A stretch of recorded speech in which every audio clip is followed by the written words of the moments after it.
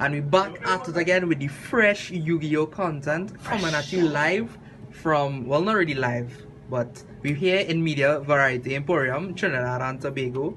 We have here Randerson Beckett, who made top 8 in the 123-man regional EXFO this past Sunday. So without further ado, let's get into the deck profile. Alright, at this regional I played Spyral. It's a deck I've been playing for close to 2 years now. I've been playing it since the inception and I really liked it, and I had my greatest performance with this deck, so I like to go into it. I'll play basic, 3 super agent, 3 tough, best openers, 1 quick fix, 1 drone, 1 resort, 1 master plan, 1 sleeper. For the hand chops, I run 3 gamma with the driver, and kind of unorthodox, only run 1 ghost over and 1 effect failure. If I had the availability at Ashes, I probably would have run just 2, but the reason why I ran 1 is because with most of the times I drew into these cards and I drew them when I need them, but with how the game is right now, in the true Draco matchups, these cards don't really do anything when the mana Iwatu is on the board. So I was just lucky enough to draw them when I need them at the time. I'm going to use spells, run 3 Foolish Burial Goods, 2 Twin Twisters, 2 Spell Mission Assault, 2 Spyral Gate Big Red, 2 Shufflery Bones.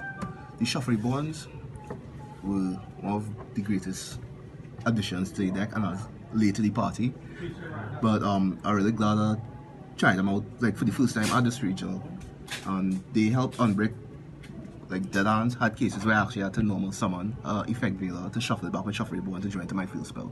So it was a great card. I'm really glad I added it to my deck. Play 1 Spyral Gate fully armed. I like main decking this because it really helped against my True Draco matchup in cases where I couldn't take down Masterpiece, but I was able to hit the Majesty, and since the Masterpiece was tributed with a monster and trap, I was able to banish it. And it's also good against the Pendulum matchup, but fortunately I didn't have to face any Pendulums at this tournament. Play 1 Resort, 1 Pseudo Space, 1 Terraforming. Because of the effectiveness of the Shufflery Bone, I didn't really have to resolve the Pseudo Space, but it's good to have just in case. I have 1 for 1 reinforcements of the army, Foolish Burial, Monster Reborn, and my favorite tech for the day, Pot of Acquisitiveness. At cases where I activate Gamma during my opponent's turn, and after the turn ends, they are banished. So which in that case, if I banish off a sleeper, or even if I just banish off a sleeper and I banish 3 monsters, I can also shuffle them back and get a draw card. So I could shuffle back my quick fix if it's banished off a physical effect, or if I banish him off of sleeper.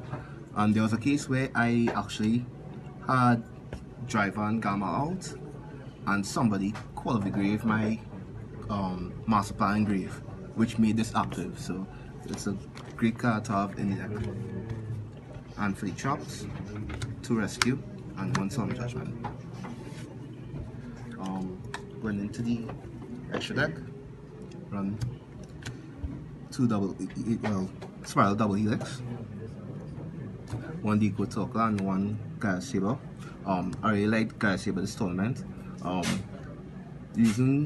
Made this more than Decode Talker because most of the times I want to do as much damage as possible, and with this meta, people are running Solemn Judgment, and if they are willing to pay half the life points to negate something, you better do your best to try to take down the rest. True. Alright, so play Borrowload, Sarija, which came in handy, Firewall Dragon. I had to make Firewall Dragon and Sarija, never had to go into Firewall Dragon, Sarija and Borrowload, never had to go into Firewall for anything. But it was there in case you needed to extend there. You have Underclock, Proxy Dragon, and Ib, all good cards.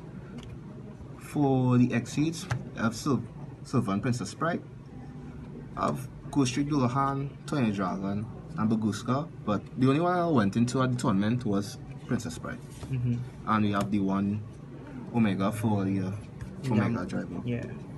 Right. For the side, 2 sphere mode, 2 Zophion, 1 Rageki, 3 Cosmic Cyclone, 2 Forbidden Chalice, 3 Mind Crush, and 2 Anti-Spell Fragrance. Okay, I've seen a chalice here. So how do you feel the chalice was? Well, the chalice helped on many occasions, because there was a case where my opponent sided Eater of Millions, and I just had a super agent equipped with Last Resort. And when he entered battle, during damage up, I challenged his Eater of Millions, and after that he didn't have anything to clear my board, so I took game after that. It's up. So overall, how was the tournament for you, and what were your matchups? The tournament was actually great, even though I almost didn't show up.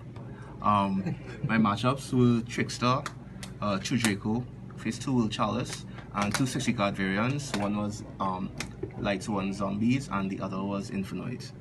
My 2 losses during that tournament were 60 card variants. Looking back, I think I should have sided DD Battlegrounds, but I wasn't really expecting to play those variants, because during this tournament you could consider those as